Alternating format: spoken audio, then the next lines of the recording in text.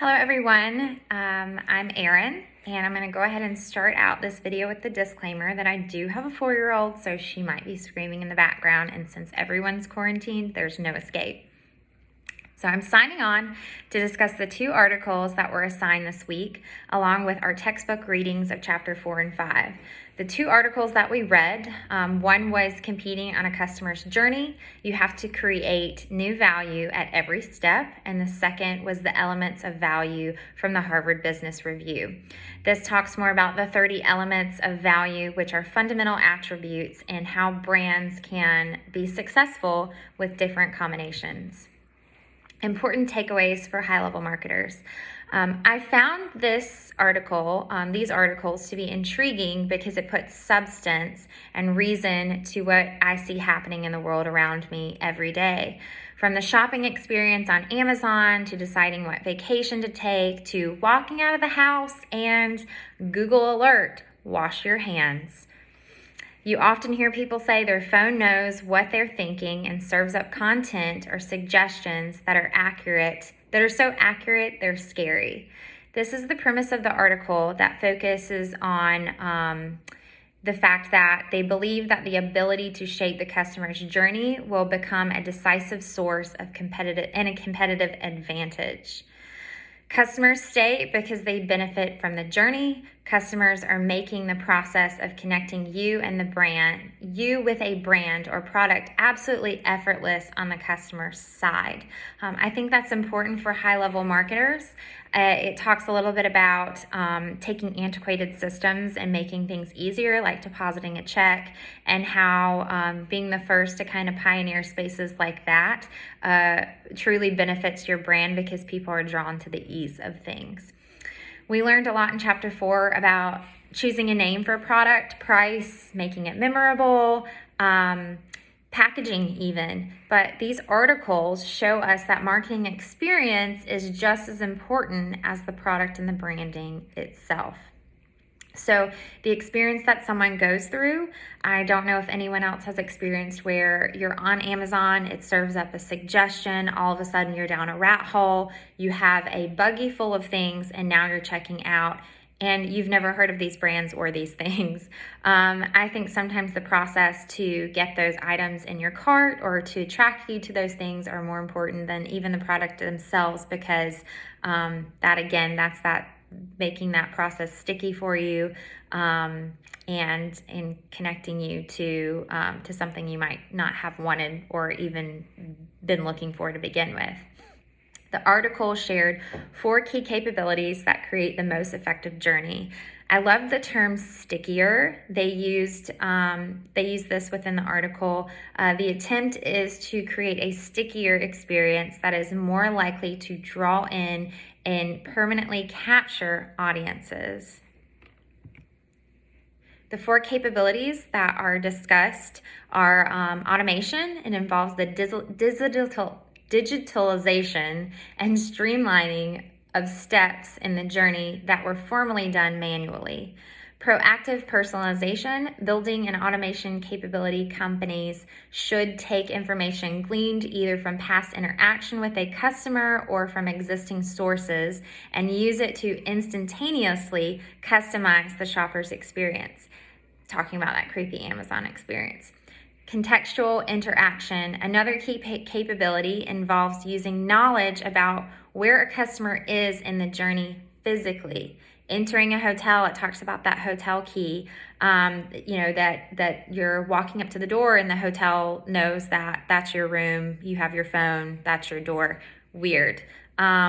Google Alert, or being able to track you and where you are and serve up things for restaurants or areas that you're near. I have Waze, and Waze always serves up advertisements for Dunkin' Donuts or hotels or things that I'm near, because it knows physically where I'm at in that journey. journey innovation occurs through ongoing experimentation and active analysis of customer needs, technology, and services in order to spot opportunities to extend the relationship with the customer. Ultimately, the goal is to identify new sources of value for both the company and the customer. Advice given in the article, do you believe it? Instead of trying to anticipate your customer's next move, being proactive instead of reactive. Leading customers down an experience and through the journey. We can do this through technology, which we just talked about. I do believe this because I experienced this, and it's actually why I'm in grad school at UNCP. So I took a networking marketing class, and this is before I enrolled in the MBA program.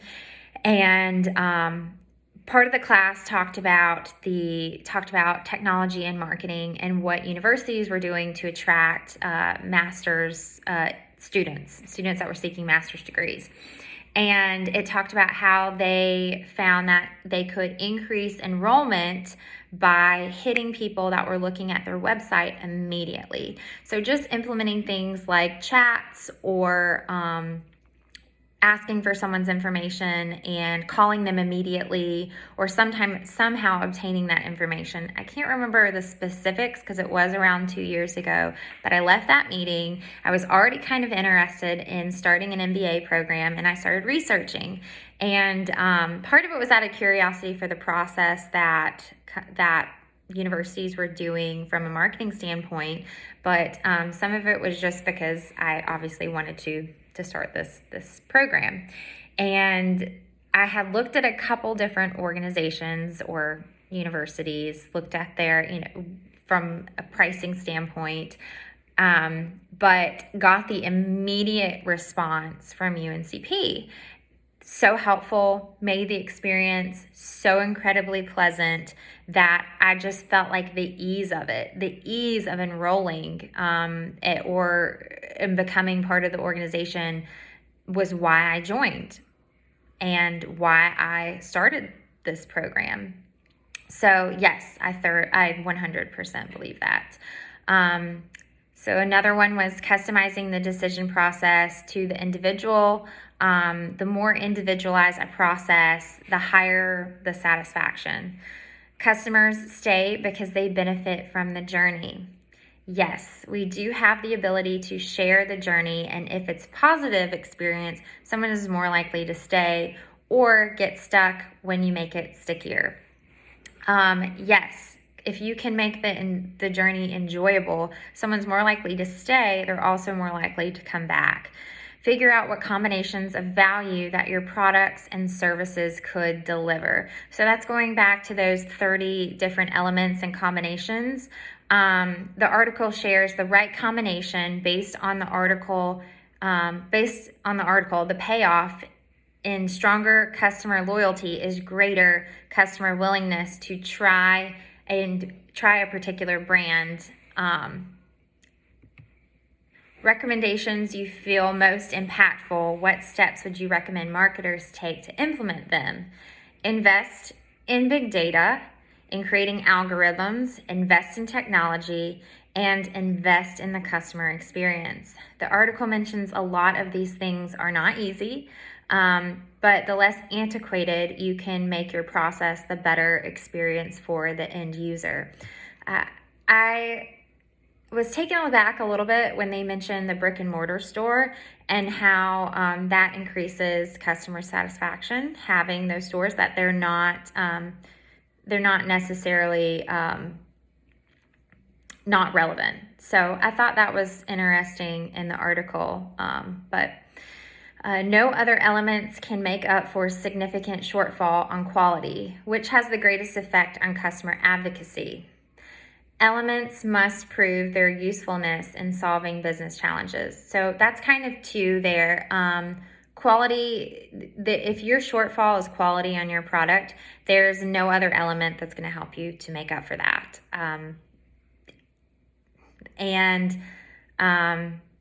your product has to solve a business challenge, has to be useful and has to solve a business challenge. Those two things in the line of business that I'm in every day, that's what we see, or that's what we hear from a product standpoint when we're trying to sell to a new customer. The goal would be to lead the process, don't follow. That would be a recommendation. Lead the process, don't follow.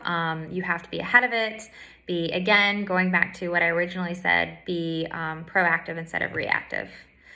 Organizations competing internationally, which is the increasing norm, do the articles have special meaning? Absolutely. Sometimes companies that are entering new markets are having to guess what the demographic is like. This used to be done through focus groups, which it's still done, but you think about focus groups or someone doing, weighing the market to see how it fares. With these algorithms and this technology, the customer can almost pull you through what they're looking for or the product that they're most interested in. So I think with the new advancements in technology, companies don't have to guess. They're in the driver's seat and can tailor the experience based on the individual. How does the article relate for an ethical standpoint?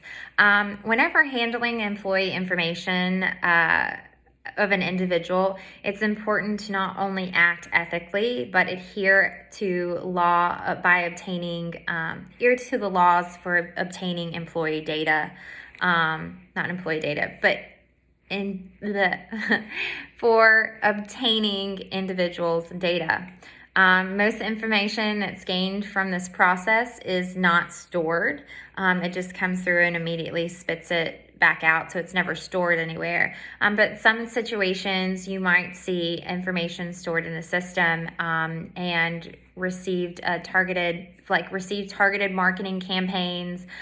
This is down to someone's name or their email address. There are strict laws that companies have to follow, like GDPR agreements and other things, that they can't just house data and information anymore the way that they used to. So ethically, making sure you are protecting your company as well as the individual's information that you have by following these guidelines.